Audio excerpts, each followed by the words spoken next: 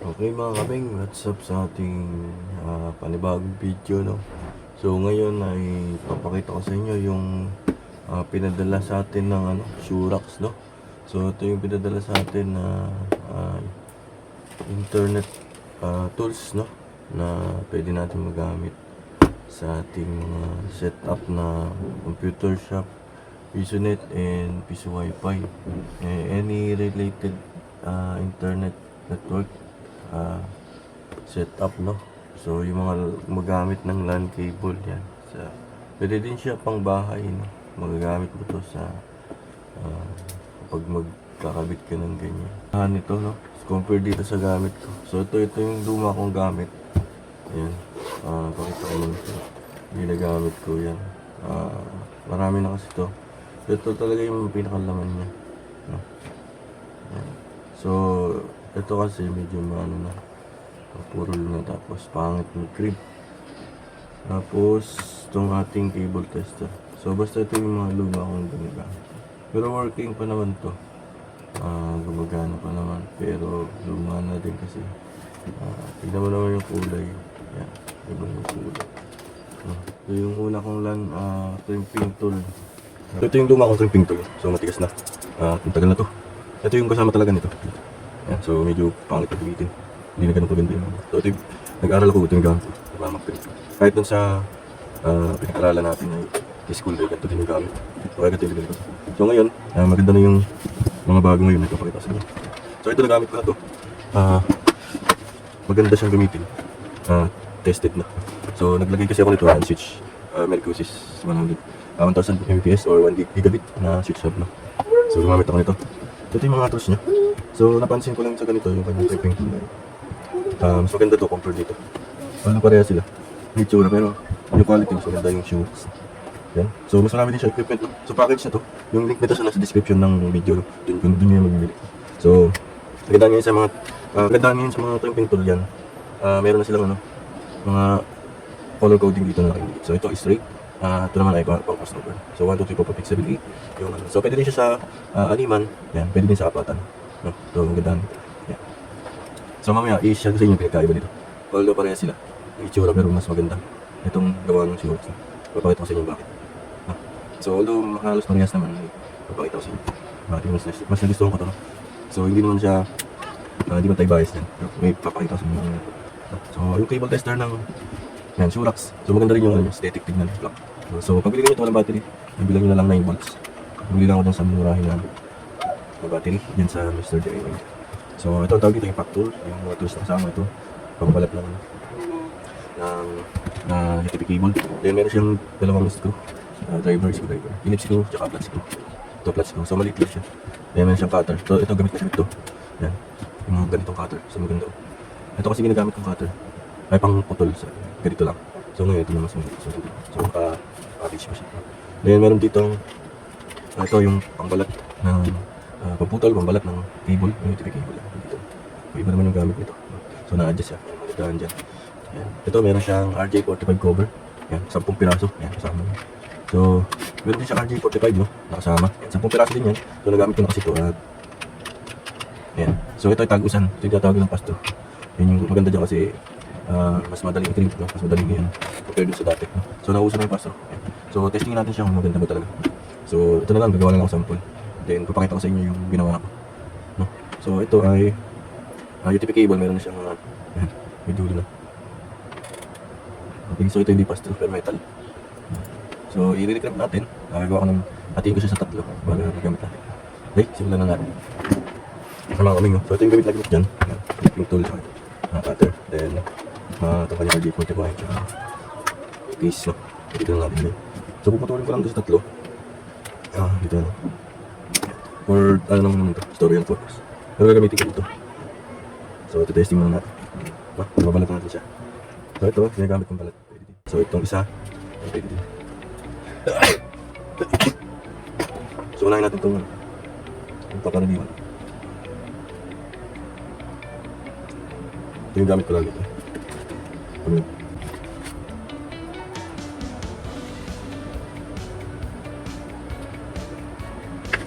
May natin yung babalatan yung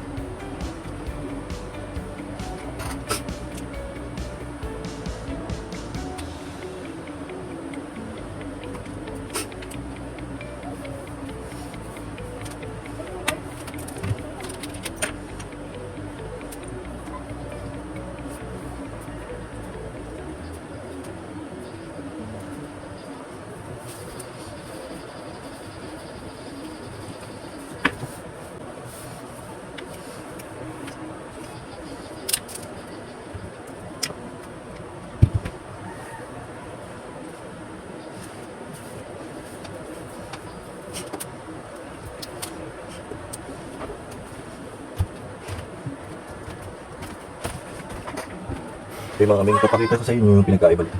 So, same na same yung itsura niya. Pero yung quality ng item ay mas maganda siguro. So, hindi man siya parehas ng kulay. Medyo yellow na yellow. Ito medyo akot lang. Pero mas maganda. So, bakit ko nasabi mas maganda? Pansin nyo. Wala. Wala ko nakikita sa kanila. Kung mapapansin nyo, yung blade. Ito kasi guys, Surax. Yan. Kung mapapansin nyo yung kanyang blade yan. Yan ang ayoko dito sa luma. Maiksi yung yung pasukan ng wire or pass through ng UTP cable. Kasi nyo tumaluwag siya. So, yun lang yung sa kanya. Pangit dito. So, hindi ko lang na-adjust ito. So, ito magandang kasi ito. May-crimp mo siya. Talagang lumalagit siya. Mararamdaman mo yung tingnan mo pag tinodo. Makabot siya hanggang dito. Ito ay so, pala sila pero ang putol na ito, pangit yung putol. Yan, papakita ko sa inyo. Yan, ito ipapakita ko sa inyo. Yan ko lang makikita. So, ito naka-ready na. Yan, pass through siya. So, naka-ready na yung ating pasok natin. Yan, so double check mo lang. Tama na. Yan. So, dito nagkakaan yung dalawang clipping tool na ito. Ano pareha sila? Pakita ko sa inyo. So, ito, kailangan natin ipasok dyan. Yan, diba? Naka-pass through. Pasok natin, So pagpasok natin, dito sa kabila yan, tumatama siya dito. Kasi ang liit ng buwan. Saan ko lang makikita yan. Tumatama. Ayun, So pag hindi pantay-pantay yung ipapasok mo. Natama. Kasi masikip. Dapat talaga saktuhan. Yan, saktuhan siya. Lalabas siya. Para maputol. Compare mo dito sa Surax. Yan. Magandang klase. Pagpasok mo, yan, diba ganyan. Kahit hindi siya pantay-pantay, i-ano natin. Yan. Hindi yung pantay, Pagpasok natin siya, shoot na shoot. Kasi maluwag yung, dito. Yan, maluwag. Yan, doon din ako nahihirapan minsan. Pag-shoot dito, bumabalik kasi tumatama. Pag sinut ko ito yung luma ko. Yan, nakita niyo naman na luma. Ayan yung nagiging problema. Lagi, tumatama. Hindi kaya dito, balik-baliktad na yan, baru baluktot. Diretso lang siya. Kasi layo ng blade. Pansinin niyo yung blade, Ang layo ng agwat. Ayaw ko lang nakakita sa video. So, yun lang yung Tapos, pag na-crimp mo siya. Diba ito yung luma? Okay. Sige, crimp natin Ang hirap niya yan. Diba yung niya? Ayun, nakagaan. Tapos, kahit idiin ko, di na. Hindi agad nababali yung mga niya, ayan. Tapos, kung mapapansin nyo, may natitirang hindi ko kasi makipakita. May natitira siya na parang nandito. Yung isa kasi gamit ko yung nandito. Sa aking gamit So ito ay naman naubos So yun lang naman. Then okay na yun. So yun mga kaming, tapos na natin So para naman matesting natin kung okay yung ginawa natin. So dito napapasok yung tester, cable tester So take note walang battery, lagyan nyo na lang ng cords. So pag testing naman dyan, ito may nakalagay malaki. Kapag hindi naman sa susok ay hindi siya papasok So ayun, yung waluhan So dito natin malalaman kung okay yung ginawa natin. Yan. So pag on nasa gitna, gusto nyo mabagal lang, is go yan. Dito sa pinakang right. Sa gitna lang yung nating kung gana. So makikita nyo na dyan na 1, 2, 3, 4, 5, 6, 7, 8. So pag nag 1, 2, 3, 4, 5, 6, 7, 8 dyan, ibig sabihin, good yung ginawa dyan. So yung pagka-clip natin. So kapag hindi nagtugma, walang umilaw na isa, ibig sabihin, mali yung crank or hindi maayos. So ganun yan. So testing natin sila lahat. Makita nyo, gumagana. So, hindi ko lang kung may palyado dito. So testing natin. Gitna lang para mabilis. 1, 2, 3, 4, 5, 6, 7, 8. Good siya. Ganun lang mag-testing. Testing din natin isa. 1, 2, ito parang walang ito. 1, 2, 3, walang 4. Yan, mapapansin nyo lang 4. Wala, 5 agad siya. Sabihin, may problema sa dalawa na to. Ang ginawa natin. Ganun kapag bumalik natin. Walang 4. Ibig sabihin ay i-recrimp ulit ito. Ganun lang. Yan. So ito ay possible na hindi maayos yung function. Kasi yung number 4 ay wala. Yan, so ang color ba yun? Color blue, no? So ganun lang. So pwede ito malayuan. Alisin nyo lang yung isa. So, maalis yan. So, ito, doon sa dulo, sa kabila. Example, mahaba ito. So ito na lang. Ay, malayo. Isa ng mga 20 meters. No? Kapit mo lang ito dito. Then punta ka sa kabilang dulo or sa kapitbahay or sa mga nakapeste yan. Pwede mo na siyang ma-check. So ganun lang. Kahit nga nakalayo. Check mo yan. 1, 2, 3, 4, 5, 6, 7, 8. So ganun lang. So may ground. Hindi naman tayo gumagamit ng ground. So basta yun yung importante. So yun lang siguro yung video natin. Salamat sa panonood, no? Yan, sana paliwanag natin, no? Yung ayos. So mga common ng iba dito. So magandaan dito. Yan. Madali mo siyang madadala. Organized tapos. Very portable siya, no? Para naman makamaleta. Ganda, no? So plastic niya ay ano, matibay. So nakabisag na tape mo din siya. Hindi siya yung ano, yung nababalik ko. Maganda sa lagayan nito sa rubber. So may mga lagayan. $1 lang. Hindi makalat. Maraming surak. So, salamat sa inyong panonood. Yung link ng item na to sa description. Tsaka yung shop ng surak. So, salamat sa panonood and God bless po mga kaming. Hanggang sa susunod na video. Bye bye.